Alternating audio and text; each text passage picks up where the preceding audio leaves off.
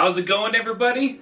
We'd like to take a second to thank this week's sponsor, I Don't Care Co. I Don't Care Company is an esoteric emo jewelry shop dedicated to creating pieces inspired by bands such as My Chemical Romance, Pierce the Veil, Taking Back Sunday, The Used, Blink-182, Bowling for Soup, and many more. Their pieces range from earrings to keychains to purses that are inspired by lyrics and album covers. Their wide range of band jewelry and custom bags make excellent gifts. So make sure to stop by the store and pick up something nice for that special emo in your life this holiday season. Stop by their store at etsy.com/shop/What's Her Name Studios. And also make sure to follow them on Instagram at I don't_care_co. By following them on their social media, you can stay up to date on their latest releases and sales. Once again, thank you so dang much to I Don't Care Co. for sponsoring this week's episode.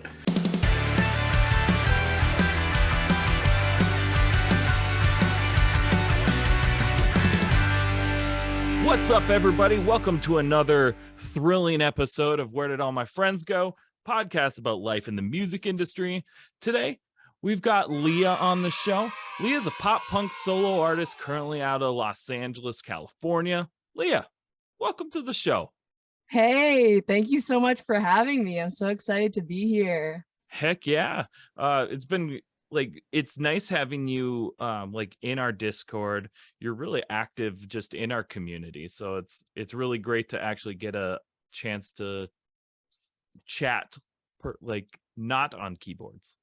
Yeah, totally. I just love the unsigned pop punk community. It's absolutely awesome. I've met so many cool artists through it, and I don't know, you guys are doing so much. I didn't even realize how much you have going on, but it's really cool to learn, that you have like 10 such shows, and you have your Twitch series, your podcast series, your playlist. Like there's just so many elements that come into what you're made of, and a lot of it has to do with community too, and that's my favorite part. Heck yeah. We're all about community. That's what this whole thing started for. Just trying to build a community, because we just started with just a playlist, and then we're like, what we should do? Like 50 other things. Yeah. And continue adding on to it. So yeah, love it. I'm happy about that. I'm glad you guys made that decision. Thank you. It's a little overwhelming at times, but we're kicking it. We're having fun.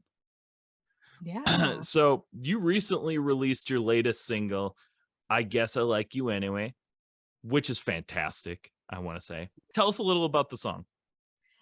Oh boy. Yeah. I mean, I don't even know when I started writing it. It might have been last year. The whole I guess transitional period from when I released my EP, my first EP, Jersey Boy, into some of the harder hitting stuff has been quite a long time, I guess, in the making. So yeah. I just started writing that song in my car. I don't know, my mindset shifted. I was just like, I listened to pop punk growing up. It's doing well on the radio. It's doing well in general. Why am I not contributing to that genre that has taught me so much? And I feel like a lot of artists made this decision, but it just felt right to keep pushing it.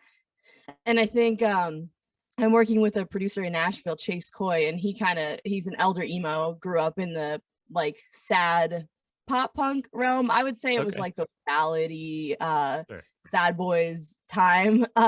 But I used to listen to him growing up, and we started working together. And it's funny with this project and just working with him, I keep pushing it. I'm like, just go a little harder, just like a little harder, because he does a lot of amazing pop music, and he found my pop music. He found the music that I was making years ago. And I'm like, I actually just want to lean really hard into this. And so whenever we'd get together and work on a song, it would start out, I think, a little poppy, and then I'm just like, let's push it, let's push the limit, let's just see how far we can go without, I still want pop elements in it, but let's see how far we can go into that more rock element. And I guess then my, FULOL and I Guess I Like You Anyway being like the last two singles I released have really felt nicely like I don't know, Nice little resting at package. space. Yeah, like just like sitting on like a fluffy cloud of pop and pop punk, and it just like fit right there. And it was a good balance of both of them. And so, yeah, I started writing I Guess I Like You Anyway in the car and brought it to Chase, and he actually wrote the hook, which is a fun fact because that after the chorus came that hook, and it just came out of nowhere, and the rest is history. I love it. I love both of those singles. Like, I like how you're, a nice little fluffy cloud. And it's the funny thing is like they're both kind of like nice little fluffy clouds of fuck yous. They're good. They're good little like get back at you songs. I like it. Yeah, exactly. I like the fluffy cloud analogy. Oh, wow, that is a tongue twister. I It just is. realizing we're having a really hard time saying that. But it gives it like that nice, like not bubblegum pop, but I do like to think of my music as a little bit campy and have like a bubblegum element, but also just be like a big fuck you, So Yeah. it's that little balance. So and wow, the cloud is a very important theme for something in the future. So I'm glad you brought it up. There, you got this. Like once you incorporate it into a song or a video, just like hit me up, let me know and be like, this is coming. Our chat, it's here. Yep. So yeah, so you brought up FULOL as well. So with you've released these two singles recently. Can we expect a new album or EP soon, or are you more focusing on releasing singles at the moment? Definitely both. Okay. I think a lot of this is just like the standard practice when it comes to releases. You get a couple singles out, they're part of something bigger. I've been doing that the past year and a half just because everything feels so right as a packaged project. And for some reason, my like songwriting and release process for like the past 2 years has been I'm writing a song and I'm releasing it, like, and it's going in the order that I write it. So even with Jersey Boy, I wrote the songs, I put them in the order of when I wrote them, and then I released it as an EP, but I had singles releasing before that. And then it's kind of going to be the same thing for this. It just feels right. It tells a story.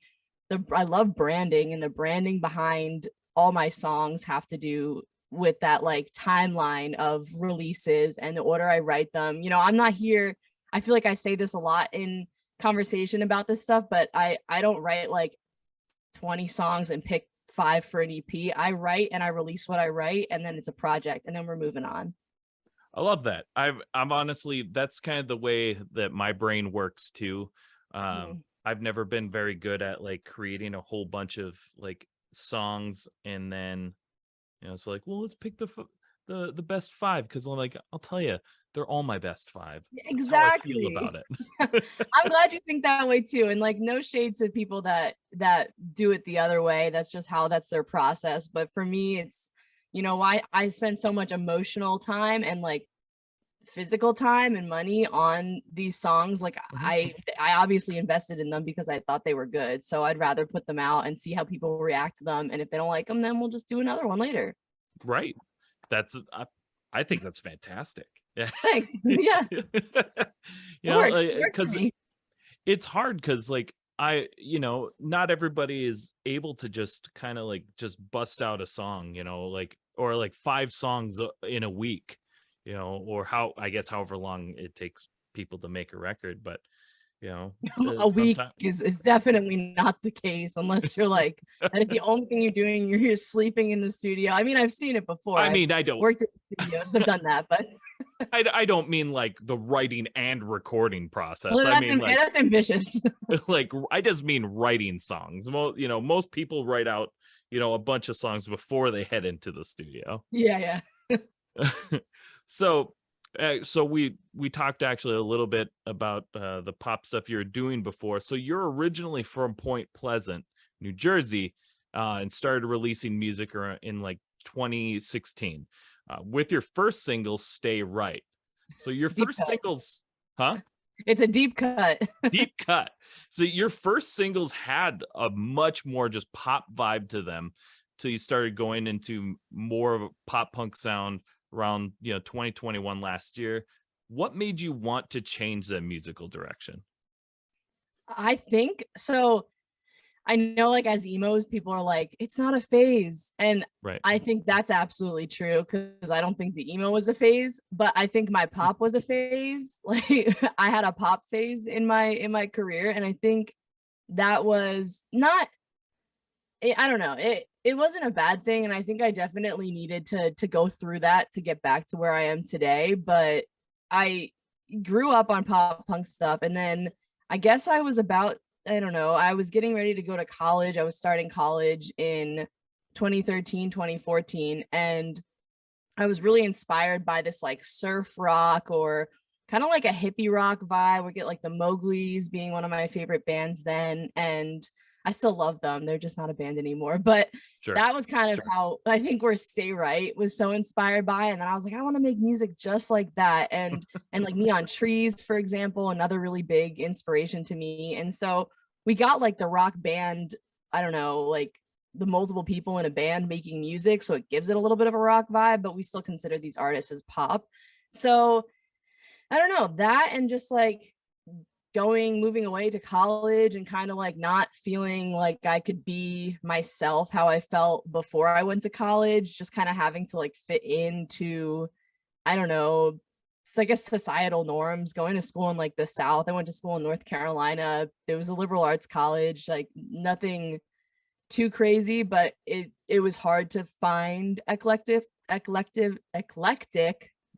that it was hard to find eclectic and creative people. And once I did, it was great. But I didn't really feel like I could be myself, I guess. And Sure. then I'm going to LA for the first time in 2016.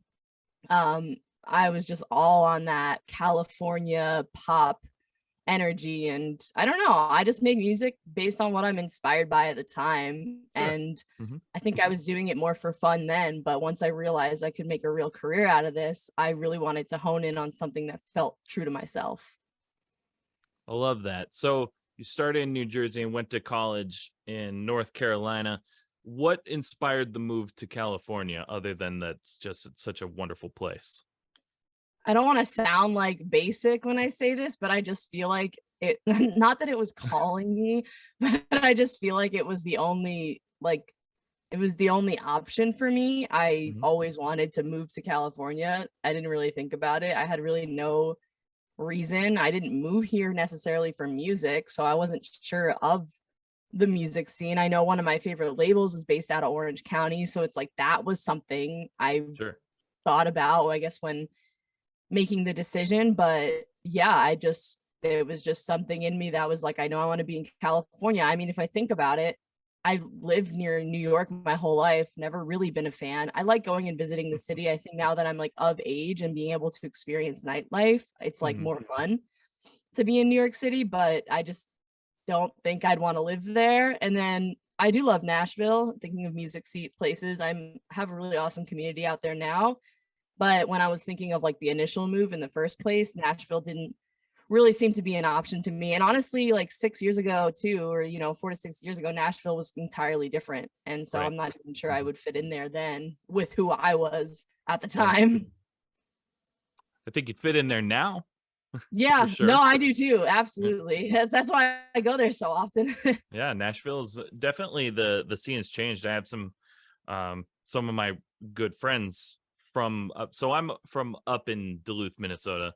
A couple of my really good friends moved out to Nashville and now are doing fantastic things.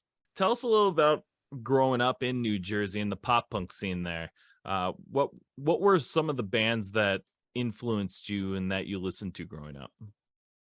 Yeah, I mean, my top couple of bands that I pretty much always shout out are Mayday Parade, Mhm. Secondhand Serenade.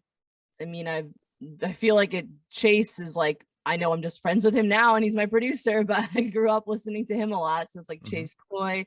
Um, yeah, I mean, obviously Paramore, been to a couple Paramore shows, got like the All Time Low, Somerset, like I don't know, just all those Warped Tour bands. Embarrassingly enough, I have only been to one Warped Tour in my life, That's but I okay. was in high school and I wasn't really like allowed to go to concerts alone, you know, so that was a big thing for me because I was able to leave my house with my friend and attend a Warped Tour by myself. But yeah, I don't know. I'm just thinking of like shows I've seen in Jersey. I remember seeing like The Offspring randomly. It was like one of the best shows I've seen there They're while so growing good. up. Yeah.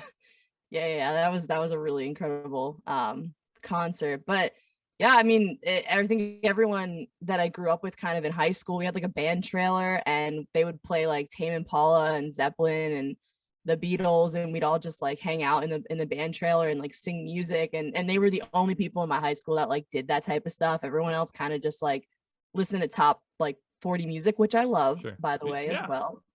There's a place for it So all. yeah, exactly. But I think that was like a huge influence, I guess, on my music taste. And then, you know, we would go like watch my friends' bands at the Stone Pony, which is a iconic venue in Oh yeah. Stone Asbury. Pony's fantastic. Yeah, Asbury Park. Yeah, Hmm. Asbury Park's like it's a huge place for that scene. And I don't know, every Yeah. time I go back, I'm just like, this is still the best. Like it's still an amazing place for music, for rock music, for pop punk. Hmm. Yeah, for pop punk, like in general, Asbury Park is very iconic. You know, you had Hmm. like all, especially all like the drive through records type bands like Census Fail and all them. Like they, you know, did lots of shows over in Asbury Park. Ah. It's one of those like everywhere learned about Asbury Park. So Yeah, it's it's cool how many bands like really put that place on the map. I mean, like mhm, when I was really little, like Asbury there wasn't really much happening there. It wasn't a good place to be, right. you know, walking around, but it's obviously built back up again, and it's cool that they're still bringing all those bands back even after like 10 years. Yeah, it's amazing. And I'm like really stoked on the pop punk resurgence that's gone on too, like where, you know, we have lots of new bands coming out, but also shining a light on the legends, you know, like Mhm. some 41's, you know, big again. All Time Low is out and like people are stoked on it. We the Kings just came out with a new song. You know, there's so much in our scene that is like coming back out, and people are going back out to shows and seeing all of this awesome music, and it's just really exciting. Yeah, it's very exciting. It's almost a little overwhelming. I mean, I can't tell if it's all like exploding right now because I'm kind of in it, or if I don't know, or if it's just like really coming back, and I can't tell. I can't tell if it's really making that big you know, resurgence again in the music industry. But I'm here for it. It's a little crazy. You know, seeing people talk about how pop punk is coming back, and then artists like trying to be pop punk and like going down that route just because it's popular now. I mean, like sometimes I think I'm that person too, you know, just because it's what everybody wants to hear now. But I mean, I'm here for it. Hey, like we've all been waiting, you know. I think what I think it is we've all been waiting for it to be nostalgic, kind of like the 90s, right? Like we've all just been Mhm. sitting here like existing until like we can finally consider it nostalgic. And then yeah. And Well, then now it is, and it's exciting again. and well, I mean, we're also like for a long time just engulfed with like pop music. There was nothing else. It was just pop music, and rock and roll like just kind of went away. And Yeah. it was like there just wasn't a lot of options. And now, you know, even the pop stars, I mean, look at like, you know, Demi Lovato. She's like, no, I'm done with this shit. Like let's put a little rock in it, you know, giving us the people want to have rock back. And I think, Yeah. you know, and I'm here for I'm absolutely here for it too. I it. completely agree with that. So, in a lot of your photos and videos and such, you wear very vibrant and expressive clothes, such as one of my favorites that I've seen is your Nickelodeon slime shirt. I love it. I love me some Nickelodeon slime. What part do you think fashion plays in the music scene? Do you feel like it's important to follow what the trends are currently, or I just mean, what's going on with trends? I don't think, I mean, trends are important to an extent, you know, like if you want to get your music out there on TikTok, obviously following what other people are doing that's trending is obviously going to work better than Right. a ladder. But Mhm. as far as clothing, like I don't really think it's important to follow any trends when it comes to like what you wear. I think self-expression is like like a major key component to an artist. And if we're all dressing in like the same trendy outfits as bands and artists, why are we interesting to look at? I guess I don't know. And I mean, I guess the Y2K thing did come back. The slime shirt like kind of reminded me of, growing up growing up watching like Slime Time live and like Double Dare 3000 and all that stuff, and Right. so that was nostalgic. I knew people would kind of like it. Didn't realize how much of a hit it was going to be. I get commented on this slime shirt. I don't know. It's been ever since I literally put it on and showed it in one video. It's like the only thing.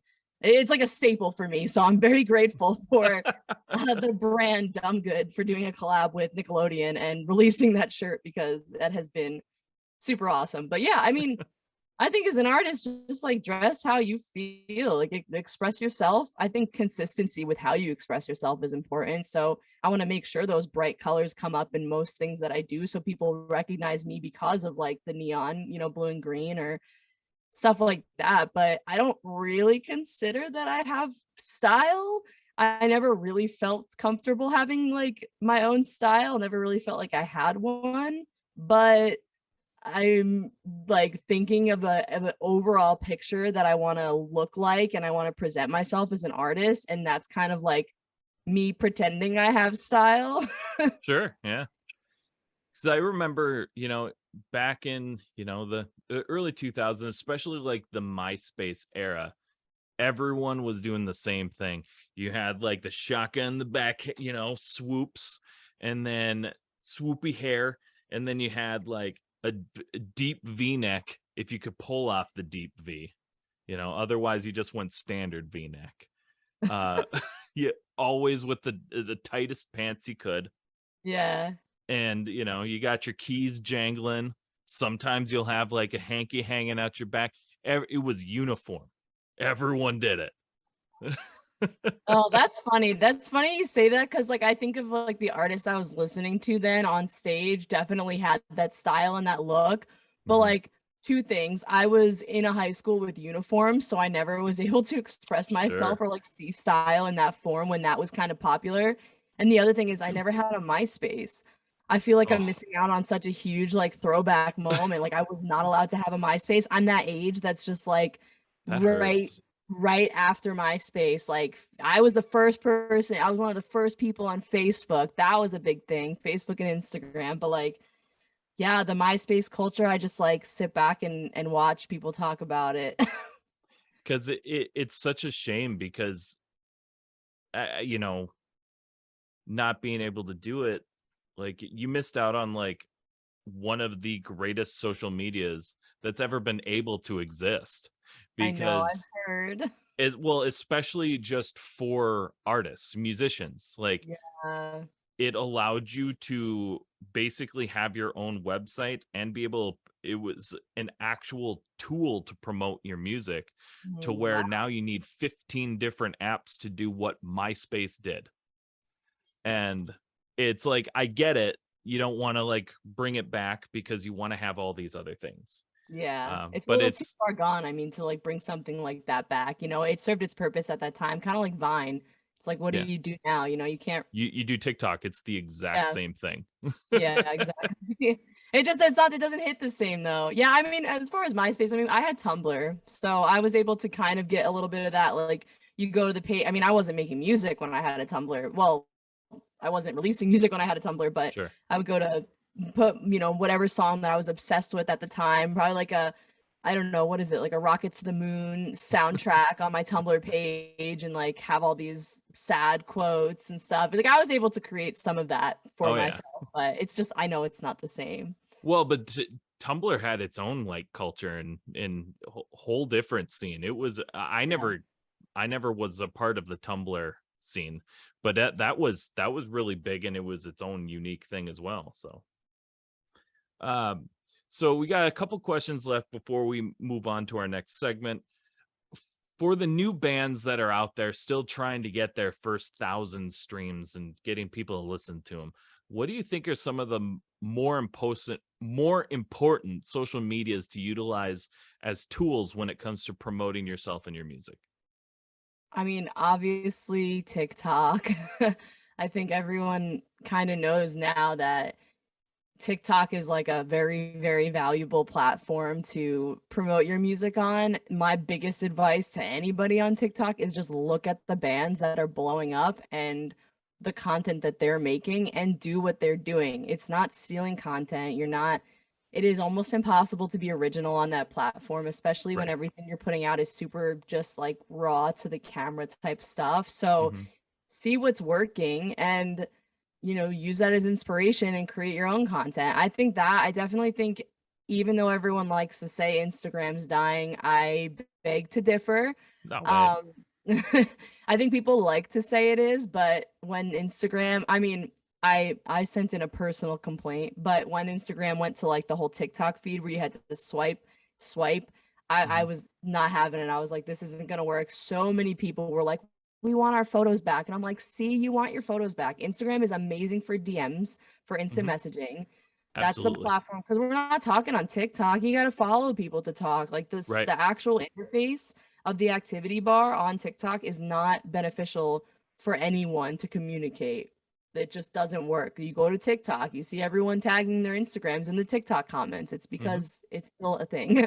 So I think, TikTok for your content, be original, be unique, like just be yourself. That's the most important part. And then move it on over to Instagram and just like talk to people, Right. get to know people, talk to fans, talk to friends, like make new friends and fans, those are definitely the two most vital platforms, I think, if you're just starting out.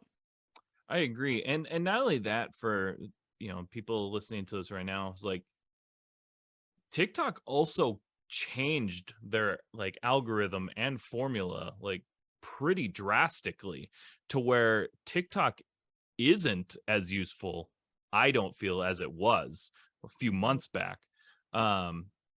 Because like at one point in time, like a few months back, TikTok was like anyone had the opportunity of going viral. And I feel like that is dramatically diminished. Um, Even if you're posting, videos every day, even 1, 2 videos a day, that doesn't mean you're going to get 20,000 or 30,000 views anymore. When a few months ago, that was basically a certainty. Uh, and the other thing that with TikTok is, you can have 10,000 followers, but the issue is, or 10,000 or more, but the issue is anyone that's watching TikTok basically just watches the For You page. Mhm. I don't see many people like that go into their following page and just checking out the things they follow. That's not what people use TikTok for. And a They're test, looking. I do the same thing. I'm not going on that tab maybe once every other week, and I'm like, Only time I'm checking that out, let's be real. The only time probably anybody's checking that out is if you're a creator and you're uploading his video and it pops you over there. Yep, and there we go. and you're flipping through it. That's So exactly how I use it. so the thing is, I feel like one of the best like reasons to utilize TikTok is to find that brand new fan base, like that new brand new person randomly saw you on their For You page, and then you're going to lead them back to everything else. Hmm. Yeah. And I mean, going off of that, I've met so many awesome people on TikTok too that just kind of popped up on my For You page. There's Hmm. still that once in a blue moon where I get kind of a smaller artist that pops up and I don't know, they do something, they say something and I just get invested in their page because that's also another way we like watch, right? We see Right. the video that comes up and then we swipe and we go to their profile and that's Hmm. how we get their old content. Yeah. But I think just I met so many awesome people off of that app, and a lot of people that I meet like out at shows now, or that I collaborate with, or that I don't know I talk to the most, like they're from TikTok. So it's definitely a super beneficial app. But I do Absolutely. agree with you. I'm not sure how like I'm not sure how I feel about it changing. The algorithm's always changing now. Like we need to all like keep in mind that not to get too stuck on Mm-hmm. how it Mm-hmm. is at one point, because it's always going to constantly change, especially if it's a new app trying to figure itself out. Mm-hmm. But I do miss the times where like there were a lot of opportunities popping up on my For You page for musicians being like, hey, submit your music. Hey, if you're an artist like this, message me. And that happens a lot less now. And I think that Right. makes me a little sad, because that was a lot of my networking and like friendships were started from those types of videos that would pop up on my For You page. Yeah, absolutely. It like, don't get me wrong, from what I was saying, like TikTok is an incredibly important tool, but I wouldn't like put all your eggs in that basket. Yeah. It's one of those that's a great tool. Make sure you're utilizing these other tools as well, because Exactly. I feel like Instagram, as same as you said, is an incredibly important tool. I feel like those are the top two. Use one and like use both, piggyback off the other. Yeah, and you don't even have to. I think a lot of artists get discouraged that like they're not going viral on TikTok, therefore they are failing at their music career. That is just not the case at all. It does help, and I know I have seen so many of my friends like literally land major record deals because they went viral on TikTok, and they sure damn deserved it. Mhm. That's like finally at least that pushed their stuff out to more people, but you don't have to define success as like going viral on TikTok. I have not Right. gone viral yet on TikTok as a solo artist and I still find myself growing in this industry and being successful in playing, in front of like hundreds of people without having to do that. So you can still navigate around it, but use it Mhm. as a tool. I like how you said don't put all your eggs in one basket. Yeah, absolutely. Because I mean, that's it, you can go viral. So many people have gone viral. That doesn't mean shit. I like it depends also on your interpretation of viral. Like, I mean, I've Yeah. had a few different videos, like be like 40, 50,000. To me, that's freaking viral. Yeah. But it didn't change my life. You still have to do more. There's more you have to do. And as an artist, sure, you can get like 100,000, 200,000 views on a song, but if that's your only song, you're not going to get super far with that. Not Hmm. not automatically, you know. Yes, it's for sure going to help, but that doesn't mean you're going to land a record deal. That doesn't mean you're going to go out on tour with a huge artist. You have to put in significant amount more work Yeah. than just going viral. Yep. I mean, I completely agree. I think that's where a lot of people get stumped because they don't recognize that or see that yet, and they're chasing one barely attainable goal like just to find out that it didn't really serve the purpose they thought it would. So I completely agree with you on that one there. Yeah. So one last question, and so this we're all talking about helping artists and stuff. If you can give our listeners one piece of advice that you know now that you wish you had known when you were first starting out, what would that be? Oh God. Oh man. I mean, I think it's hard to like narrow it down into one because I feel like it's going to be whatever one pops in my head at first. Sure, But I that's think fine. the biggest one, this is kind of going, I meant to say this at the end of the last question. Good thing I saved it. But I Perfect. think consistency, being consistent is key, It's not there. Yeah, sure. There are people that blow up overnight and it helps their career. But like, I'm thinking of some of my friends now that I can, you know, name off the top of my head that have gone viral. They have been doing this for 10 years Mm-hmm. and they're like younger than me. I'm 27, they have been doing this since they were like 15, and you just gotta remain consistent. It's not gonna happen overnight. Mm-hmm. And I know we're like always going to be chasing another goal, another dream. We'll get further, and there's always going to be something more that we can reach. That's always going to be the case of life. But yeah, you can't just say like, I've done this for a year, I've done this for 2 years, I'm seeing nothing. There's always something you can be doing. You can be going out and booking yourself for shows. If you can't do that just yet, go to open mics. There's 20 people that might just fall in love with you. You never Right. know. There's always something you can be doing to further your career as an artist. And you can't just define your success based off of the people around you. Mm-hmm. Gotta just keep doing it over and over again, forever. until it breaks you or you make a break. Well, and the thing is, I was actually talking to one of my best friends today about a lot of this type of stuff as well. First off, absolutely, consistency is key. But if you don't make it as an artist, that's okay. And that's okay. But that doesn't mean you can't be in the music industry. That Right. doesn't mean you can't take a turn and do something else in the industry. There's a lot of people that just go, I love this and I love this industry. I just don't want to do this anymore, or I don't think I have what it takes, unfortunately, which is fine. Like I was in a touring band. I did touring music, for 15 years. I didn't become a famous musician, and that is okay. That is okay. But I found out, like, because I'm still a musician. I'm still in a band, and Doesn't invalidate that, yeah, I still like doing that. But the thing is I found out by trying something different that there's something I enjoy more. And what I enjoy more is helping the next generation of bands try to be successful, or giving the next generation an opportunity that I never had, which is having somebody give a shit about you, which is so hard. That just that one thing, getting friends and family to give a shit about you sometimes is absolutely difficult. Getting people to come out to shows is hard. It's a lot of work, and getting yourself just on a playlist is hard work. And so I wanted to be that person that gave people opportunities. Didn't matter how big they were, Right. because we all start somewhere.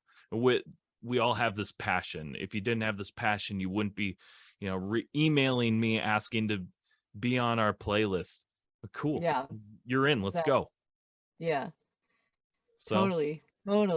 but that's it right there. Those emails, consistency is key. You nailed it on the head. Yeah. So with that, we're going to take a quick break, and we'll be right back with our next segment.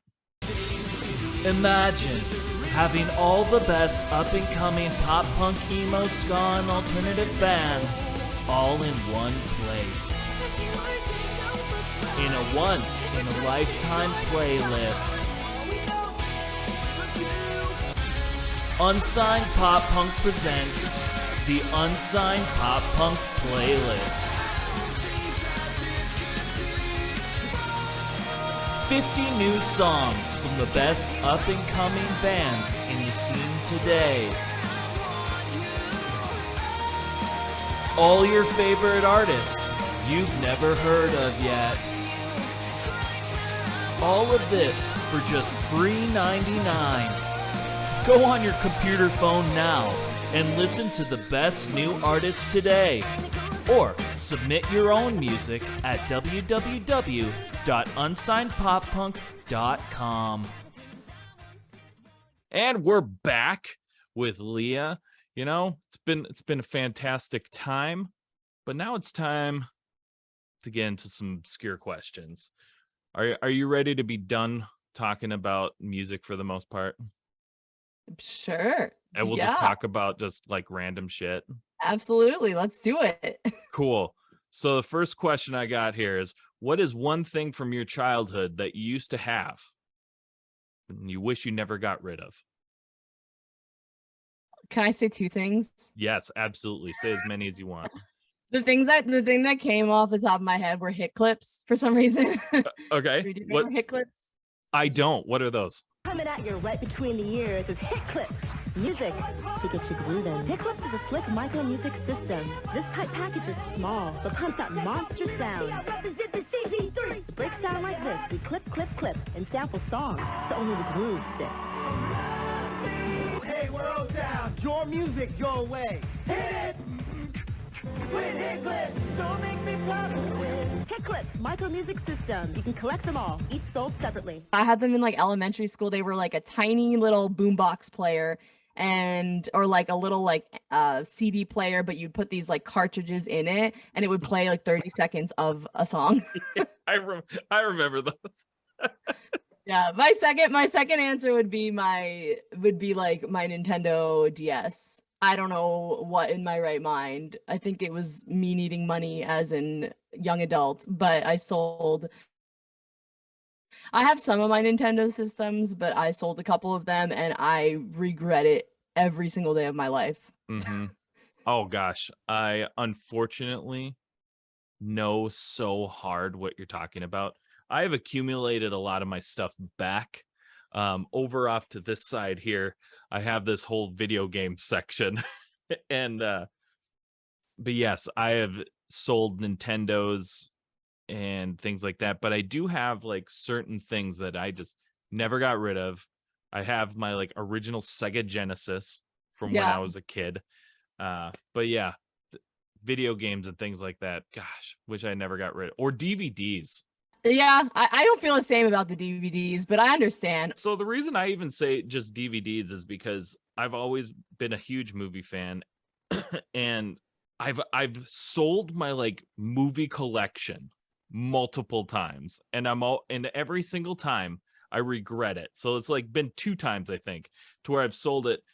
And then I got, I started getting it back, and then I was like, I'm poor, I need money again. I'm gonna go to Pawn America. You live the same life. Why do we have these thoughts? Yeah, and sell my DVDs for like $1 a piece, and you barely make any money. And once again, now I'm just back to trying to get my movie collection up. There's some I'll never get back, I swear. It's true. Like you can't find it anywhere. And I don't know if you feel this way too, maybe not, but there's something about having like the original of yours. That's kind of how I feel about my DSs and my games. It's like I can get a used DS, I can get Herb's Sims in the City again and beat it, but it's not my copy. Right. No, I 100% agree with that.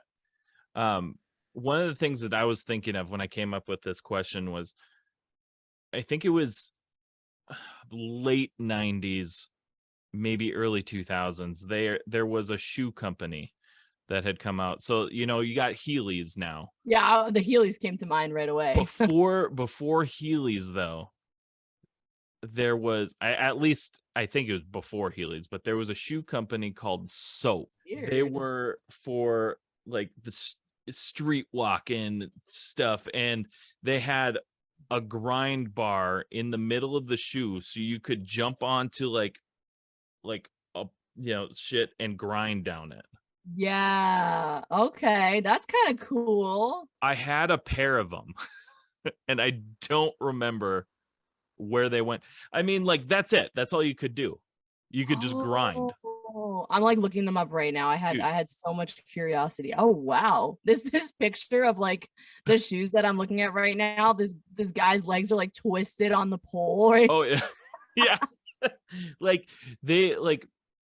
They were really popular for like this really short period of time, because there was like, my brain doesn't want to come up with it, but like people used to it was like a version of like parkour, people just went around, and instead of using skateboards, they just did shit like that. Now, that's amazing. I didn't know about that. That's super cool. Now, what I was just thinking of, that I just thought of, how tight would it be to have a pair of Soaps and Heelys, like same, so you could and then grind. Well, yeah, it would essentially be like a skateboard on your feet instead of skates. Yeah, who needs a skateboard when you got Heely Soaps?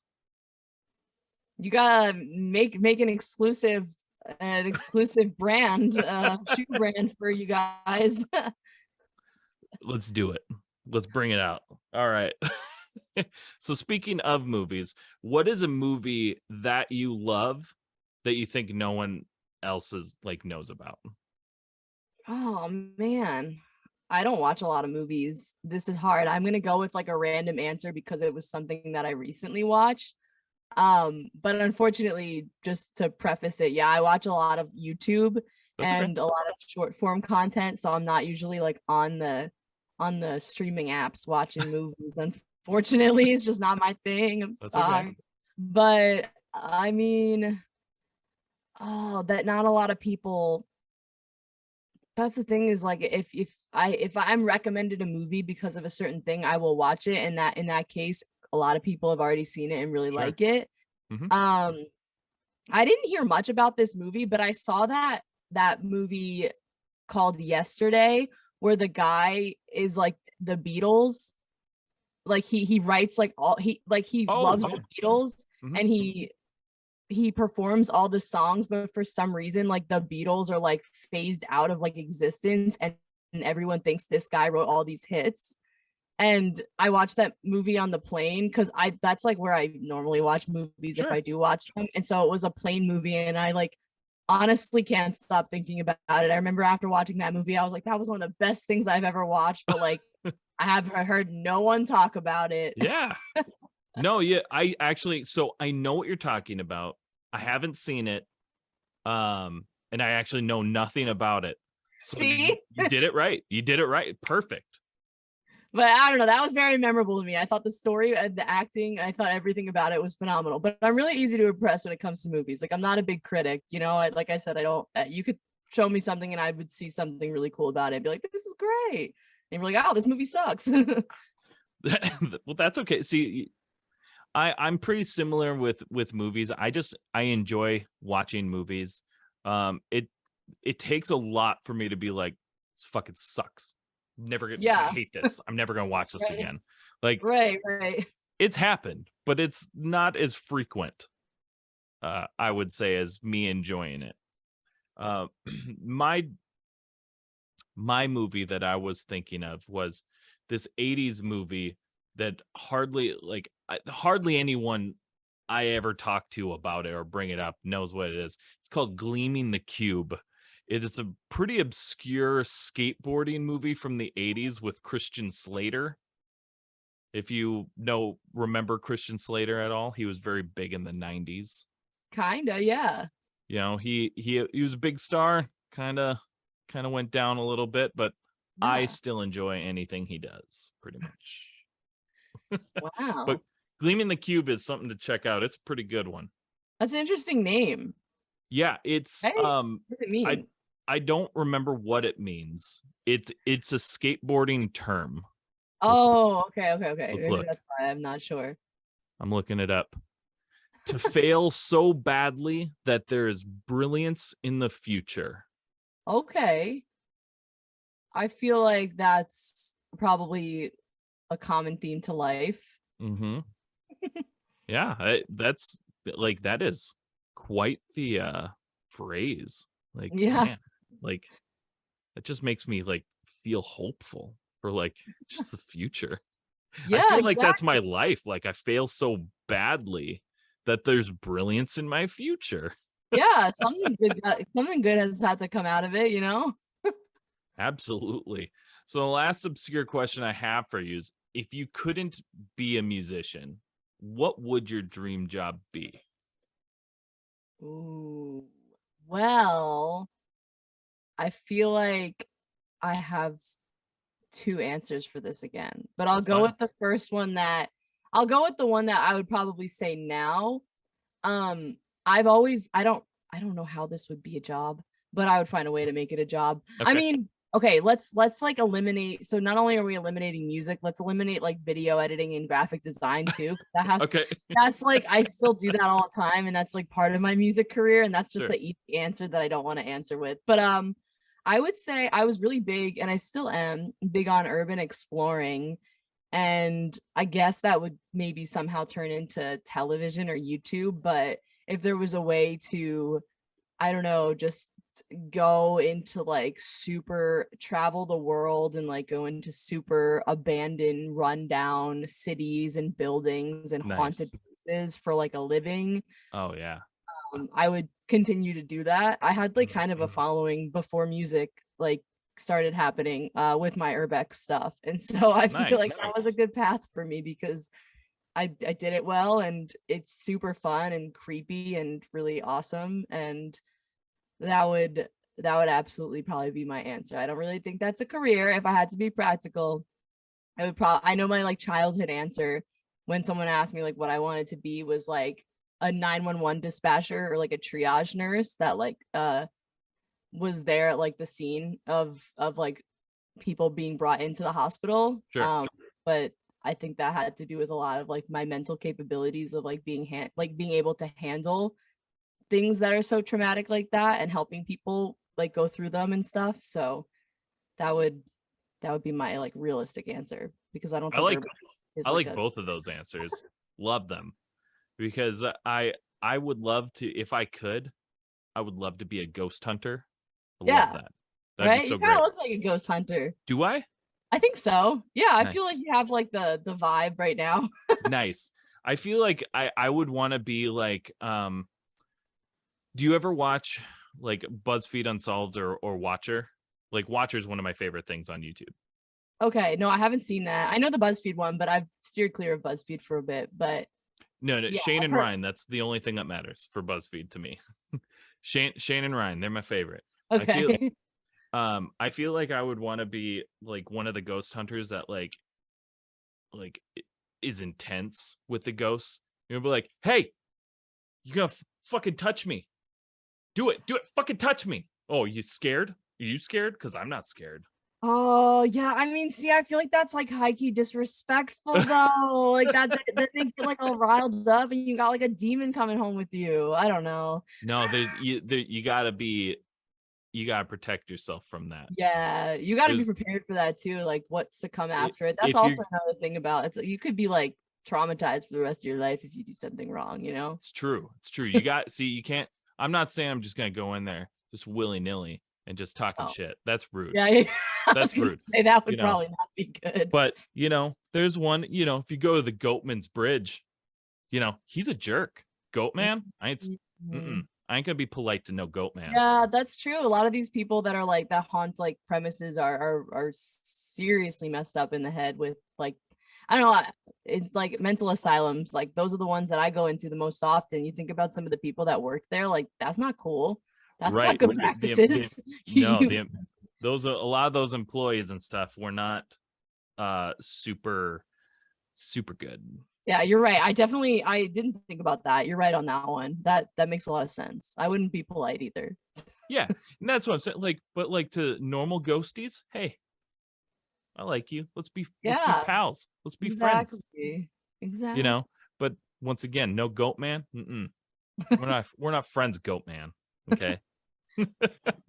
That's the end of my obscure questions segment. We have one more segment left. That's rapid fire questions. You're just gonna speak from the heart. You're gonna shoot from the hip. You're just gonna go with the first thing that pops in your head. Oh boy. No double answers. Okay, thanks. Gotta give me that warning since I've been given some double answers. This whole time. No, it's okay. Okay, you ready? I guess ready as I'll ever be. Coke or Pepsi? I don't drink soda. I guess if I had to mix it with vodka, Coke, like Wait, hold up. LaCroix or bubbly? LaCroix. Okay.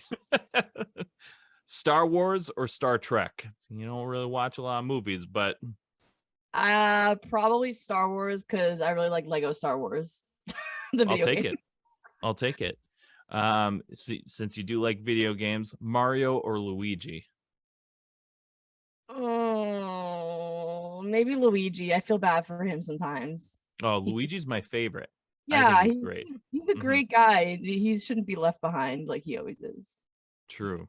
Now this one's gonna be a little bit different. This is not a either or question. You are I do have faith in you that you can do this one, and I do feel that you are of the right age to be able to know this one as well.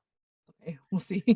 Okay, and since you are so traversed across the United States, you may have seen the commercials. So, are you able to sing for us, for me, the Bagel Bites jingle? Do you remember Nope. Bagel Bites? Of course I do. I didn't know they had a jingle.